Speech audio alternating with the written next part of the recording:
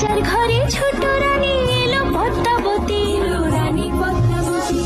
রাজার আরো 6টি রানীর ছিল না সন্তান, পদ্মাবতীর কোলালোতে মিলল সমাধান।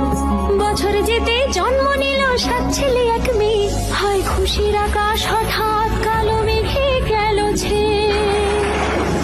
হিংসেতে যায় জ্বলে পুড়ে বাকি 6টি রানী, যুক্তি করে ঘটায় ওরা 7 কুমারের হানি। সুযোগ মতো 7 ছেলেকে মাটিতে দেয় পুঁতে, বাঁচে একা পারুল ওরা পায় না তাকে ছুতে।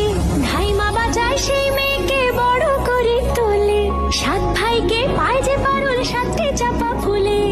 এত কিছুর পরেও রাজার বিপদ যে কাটে না, সূর্য নগরে সুখের সূর্য আর ওঠে না।